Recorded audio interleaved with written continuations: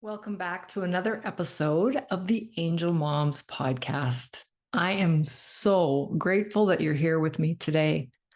I'm truly honored that I can walk this path with you.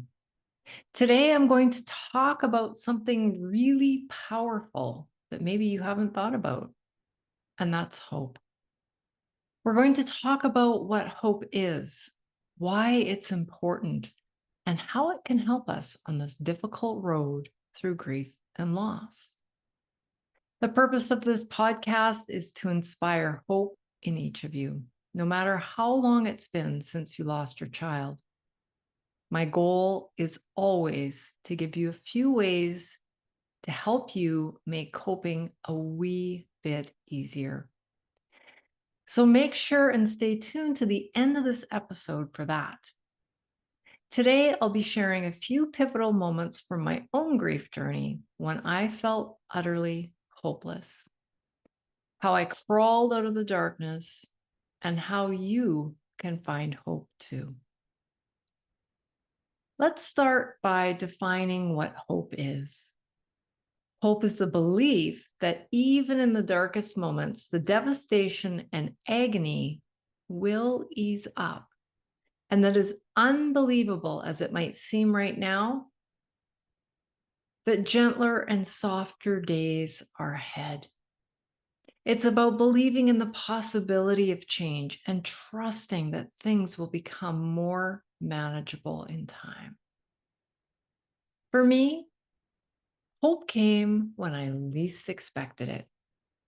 In the early days, I remember yelling at God, saying, "Are you out of your mind? You really think I can handle this? Please send me some hope." I felt so alone, so lost, and so empty. But the next morning, as I was pouring coffee over the kitchen sink, something happened that changed me. Guess what I saw? The sun was starting to rise, the promise of a new day. It was the first time I saw hope in the midst of my despair.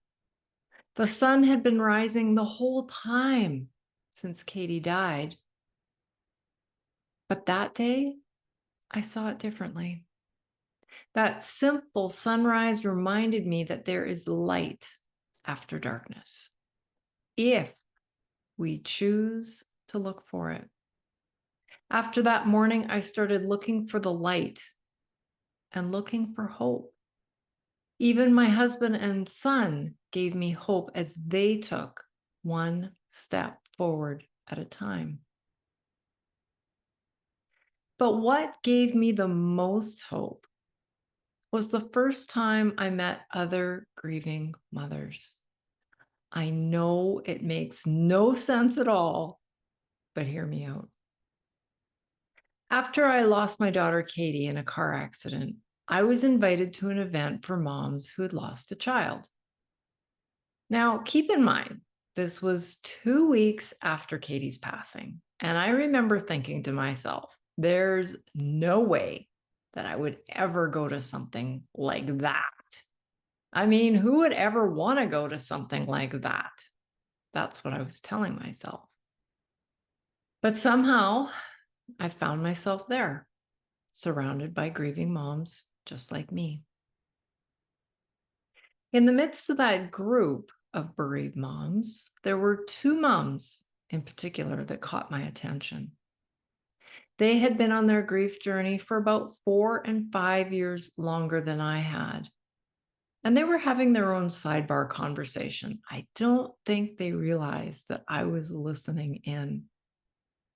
But my ears pricked up when they started to talk, because they were using words and language and even body language that I didn't recognize as being something that a grieving mother would share. And that's where the hope came in. The one mom said to the other mom, "You know what? My son deserves a good life and a good Christmas. You see, they had lost a teenage daughter as well. And she kept thinking, my son deserves a good life. But she kept saying, but at the same time, I know I can't do Christmas the same way we did it when my daughter was here. So she said, I've done a lot of thinking and we're going to just do it all different. She said, instead of the traditional Christmas dinner that my daughter loved so much, she said, we're going to have hot dogs and beans. And instead of opening up all our gifts on Christmas morning, we're going to open them up on New Year's Eve. And instead of going tobogganing and sledding and skating with the neighbors, we're going to stay in and play board games. And the other mom that she was talking to, who had also lost a teenage daughter, was nodding and smiling. And she said, oh, do I get that? She said, I've been doing a lot of thinking as well. She said, my daughter loved life, like was always laughing, making other people laugh, having fun, going out. She said, I can't think of a better way to honor my daughter's memory than to be more like her. I want to have more fun. And she said something that blew me away. She said, because I want to give my daughter something amazing to watch. I want to make my daughter smile and laugh maybe when she sees me. She said, if my daughter's looking down and I'm always crying and always miserable, she said, I'm afraid that my daughter won't come back to be with me in spirit. And I remember listening to these two ladies. My jaw was on the floor and I thought, wow, in all my years, I have never heard anybody talk about grief quite like this. From that conversation, I learned some important things. I learned that I can do my grief any way I want to do it. It doesn't have to look like what other people are doing or what other people expect me to do. I could do it any way I wanted to. It might be messy and weird to other people, but as long as it felt good to me, it was okay. I also mimicked what the second mom thought. And I thought, I absolutely want my daughter proud of me. I want her looking on with a great big smile. And hopefully, I can even make her laugh. So that was a huge, huge moment. No matter where you're at right now, know that hope is possible.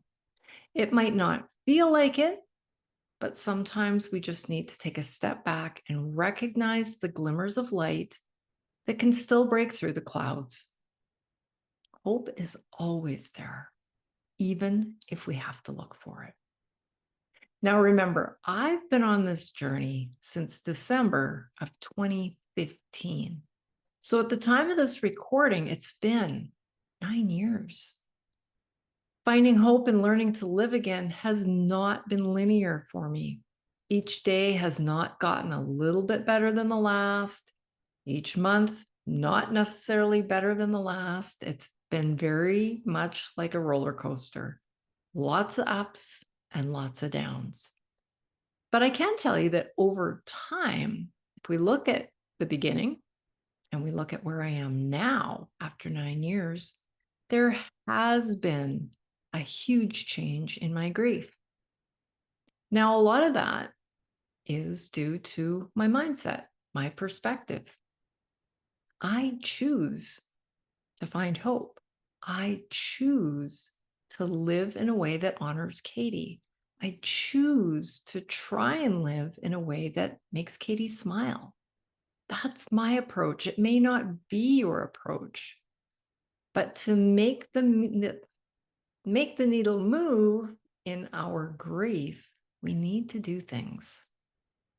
Because if we don't, we just keep doing things the same way that we have been, nothing changes. Grief changes, as I've said. Time doesn't erase pain, but it can soften the edges. Healing is a journey. I don't think we're ever going to get there. Healing is one of those words. Some people like it, some people hate it. But I just want you to know that I do use the word healing, but only because it's a verb, it's an action word, and I see it as a word that can apply to the actions that we take on our grief journey. I will never imply that we ever get to a magical time where we think, there, I'm done. It doesn't happen that way. Wish it did. Now, you might be wondering how we can find hope when we feel like everything is out of reach. So I have 3 ways for you to find hope. Number 1, start a hope journal.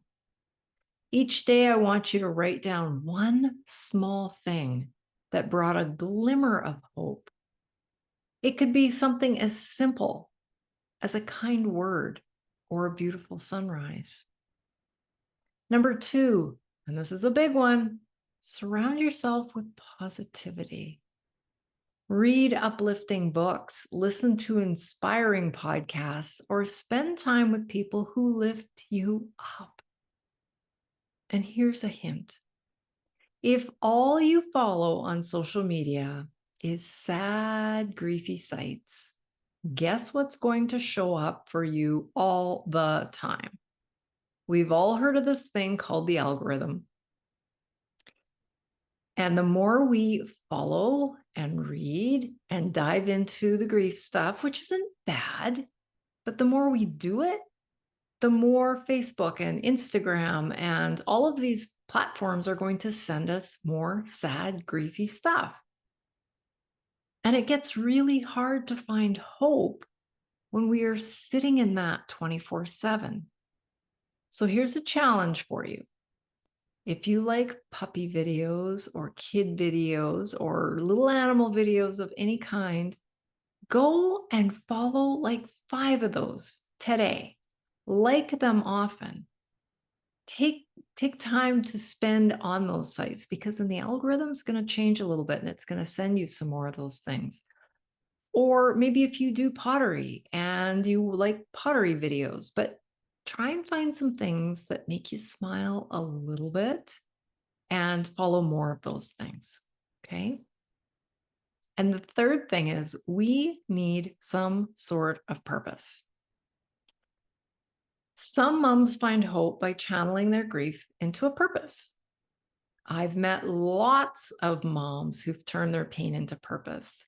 One friend of mine lost a daughter in a car accident as well. It was a train and car accident. And she was the first one to tell the world that her daughter had been distracted by loud music and even her phone, which was open to Google Maps. And she has become a very, very well-known and respected speaker speaking on road and train safety. So you can turn your pain into purpose that way. Maybe you want to start a charity in your child's name or advocate for a cause. A few years after Katie died, I worked with the city where we live to make changes in the lighting along the roadway where Katie died.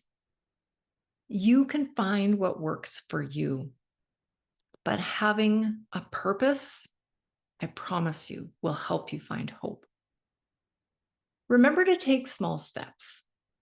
Now, again, I am 9 years out. Oh my gosh, I can hardly believe that. I didn't get to where I am quickly. I am still a work in progress. But by taking baby steps every single day, we can move the needle in our grief. Grief doesn't change overnight. But by making a 1% shift every day, you'll eventually move forward on your journey. Sometimes hope can be as simple as stepping outside, feeling the sun on your face, or taking a deep breath of fresh air. Self-care is not selfish.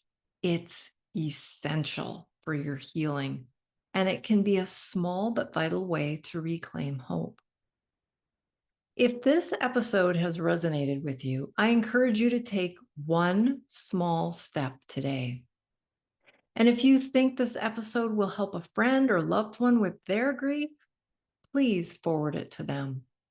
And remember, you're never alone on this journey.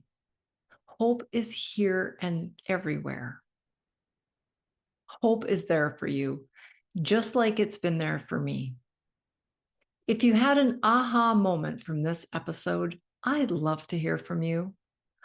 Connect with me on the Grief Support for Moms Instagram page. That's Grief Support for Moms on Instagram, and share your thoughts. Until next time, take care, Angel Mom.